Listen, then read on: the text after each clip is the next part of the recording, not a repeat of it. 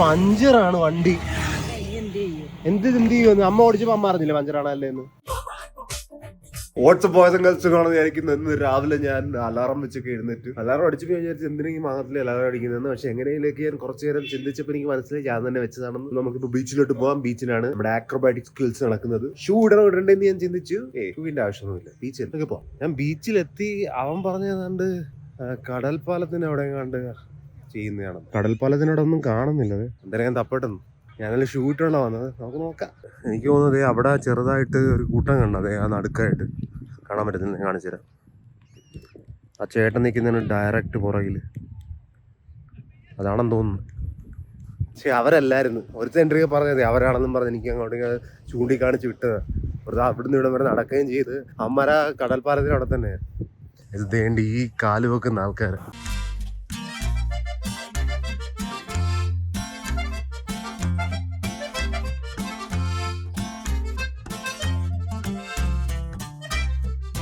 ഒറ്റടി കറുത്തു പോയല്ലേ ഞാൻ. ടാൻ എന്ന് പറയുന്നത് സ്വിച്ച് ഇട്ട് കണക്ക് എനിക്ക്. ഒറ്റടിക്ക് ബ്ലാക്കും വൈറ്റും. ഏകദേശം അല്ല പ്രോഗ്രസ് എന്ന് പറയാനായിട്ട് എനിക്കറിയില്ല.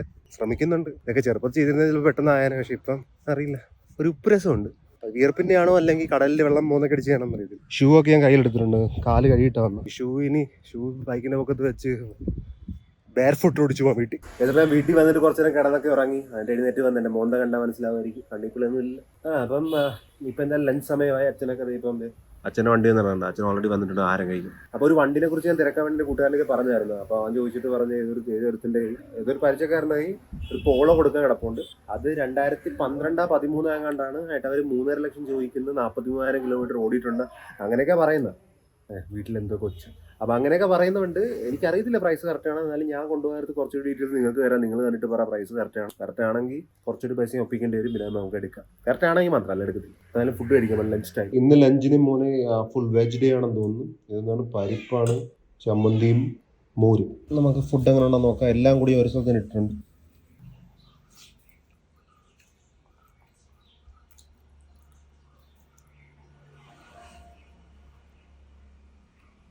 ആ വണ്ടിയുടെ കാര്യം ഇതുവരെ അവൻ വിളിച്ചൊന്നും പറഞ്ഞിട്ടില്ല. എന്തായാലും ചിലപ്പോൾ വൈകുന്നേരത്തുള്ള ഞാൻ പറയുമായിരിക്കും. അത് ഓക്കെ ആയിരുന്നപ്പോൾ ഒന്ന് പോയി നോക്കി കാണാമെന്ന് പറഞ്ഞിരുന്നത് ഞാനാണ്. എന്നാലും അതും ടൈം എടുക്കുമായിരിക്കും. ഇത് തന്നെ എന്നാലും നമുക്ക് കടയിലോട്ട് പോകാൻ. പിന്നെ കടയിൽ പോയി കഴിഞ്ഞിട്ട് അമ്മയായിട്ട് വേറെ പോകാണ്ട്. ഞാൻ ഒരു കാര്യം ചെയ്യുന്നെന്ന് പറഞ്ഞില്ല. ആ കാര്യം ചെയ്യാൻ പോവുകയാണ്. അത് ഇപ്പോൾ പറയുന്നത് എന്താണെന്ന് കുറച്ചൊരു വെയിറ്റ് ചെയ്യും. May be like 2 months. പോകണ്ടേ? പോകാം പെട്ടെന്ന് വാ. എന്റെ സമയമൊന്നും ഇല്ല. ഈ കാര്യമൊന്നും എനിക്ക് വലിയ ഇഷ്ടമൊന്നുമല്ല. എന്നാലും ഞാൻ പിന്നെ വരുക കേട്ടാ.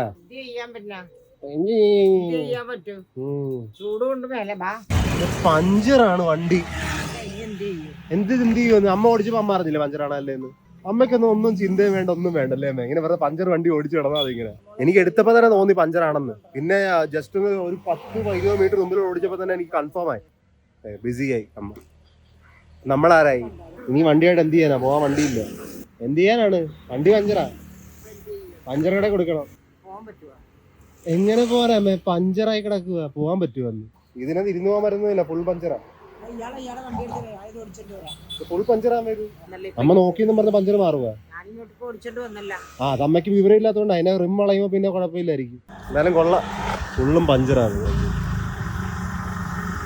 ആ വീടിന്റെ അപ്പുറത്തോടെ കൊടുക്ക് കേട്ടാ. ആ ടയർ കട കൊണ്ട് കൊടുക്ക്. അവർക്ക് ചെയ്യാൻ പറ്റും. അവിടെ കൊണ്ട് കൊടുക്ക്. എന്തായാലും ഞാൻ എന്റെ വണ്ടിയായിട്ട് പോവാം. അമ്മ ഇനി എന്റെ വണ്ടി വരുവാ ഡൗണിലോട്ട്. അമ്മ ടയറിന്റെ കടയിൽ എത്തിയെന്ന് തോന്നുന്നു. ഞാനും അവിടോട്ട് എത്തി. ഞാൻ അമ്മ നിൽക്കുന്നു. പഞ്ചറും ആക്കി എല്ലാം ആക്കി. വല്ലതും പറയാനുണ്ട്? അമ്മ ഫുൾ പഞ്ചറാക്കിയിട്ട് അമ്മ എത്ര ദിവസമായിട്ട് ഓടിച്ചോണ്ടിരിക്കുന്നത് പഞ്ചർ? എവിടെ കൊടുക്കുമെന്ന് ഞാൻ ചോദിച്ചൊന്നുമില്ല. അല്ല എത്ര ദിവസം ഓടിക്കും ഇങ്ങനെ പഞ്ചറാക്കി? പഞ്ചർ ഇപ്പോഴും കൊണ്ടായതാ. വണ്ടിയുടെ പഞ്ചർ റെഡി ആയിട്ടുണ്ടെങ്കിൽ അമ്മ വന്നാൽ മതി. എന്തായാലും ഞാൻ വണ്ടി അവിടെ കൊണ്ടുപോകും. അമ്മ വരുന്നുണ്ട് അവിടെ നിന്ന്. ബാഗൊക്കെ അടച്ചു കാണും.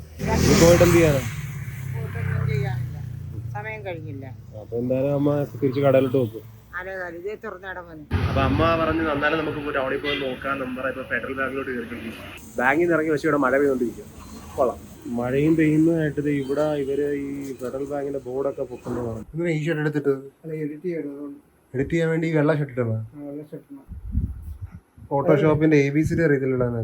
ഇതൊക്കെ മതി. എങ്ങനെയുണ്ട്? ഒന്നും ഇല്ലല്ലോ അതിനകത്ത്. ചൽ ധൂം മച്ചാലേ അയ്യേ. ചൽ ധൂം മച്ചാത്തെ ഹൈ. അങ്ങനെ കുറച്ച് ദിവസം കഴിഞ്ഞ് ജിമ്മിൽ പോവുക. ലാസ്റ്റ് ടൈം ഒരു പ്രാവശ്യം നിന്നിട്ടാണ് ഞാൻ ജിമ്മിലെത്തിയത്. ഇപ്രാവശ്യം നിൽക്കാതെ ഡയറക്റ്റ് ജിമ്മിലെത്തുക നോക്കാം. I hope it will work. My body is not made for running. കഴിഞ്ഞ പ്രാവശ്യം ഓടി നിന്ന സ്ഥലത്ത് തന്നെ ഇപ്രാവശ്യം വന്ന് നിന്ന് പിന്നെ അവിടെ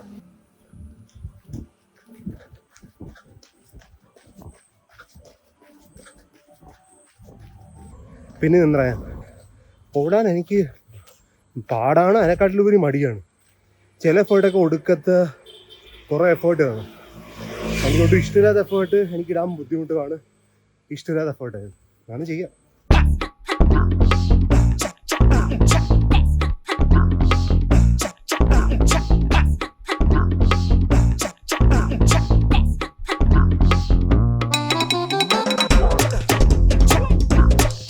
ഇതിപ്പം ജിമ്മ് കഴിഞ്ഞ് 3 എക്സസൈസ് ചെയ്യേണ്ട ഞാൻ 5 ചെയ്യേണ്ടത് ഞാൻ 3 ചെയ്തുള്ളൂ. നല്ല കുഴപ്പമില്ല, മെയിൻ എക്സസൈസ് ചെയ്തു. ഇപ്പം നമുക്ക് പോകുന്ന വഴി അമ്മയ്ക്ക് വേണ്ടി പച്ചച്ചിങ്ങം പഴം മേടിക്കാൻ പറയാം, പച്ച കളറിലെ പഴം.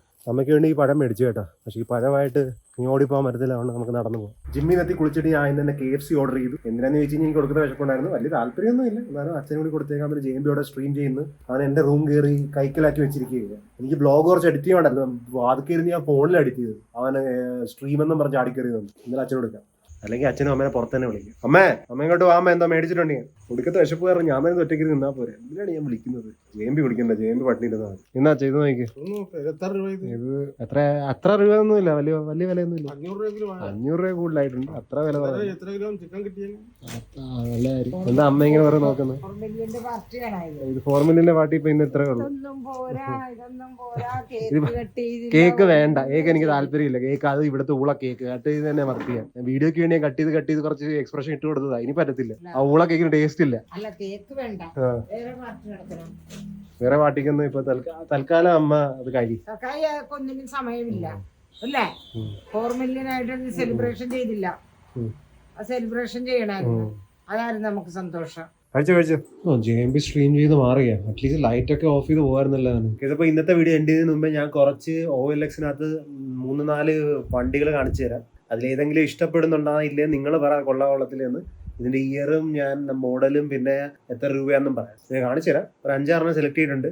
അത് കൊള്ളാവളത്തിൽ നിങ്ങൾ പറ, കൊള്ളാമെന്ന് നമുക്ക് പോയി തിരക്കാം. ഞാൻ പറയുന്ന സമയം കൊണ്ട് വേറെ ആരെങ്കിലും മേടിച്ച് ചെയ്യുവാന്ന് അറിയത്തില്ല.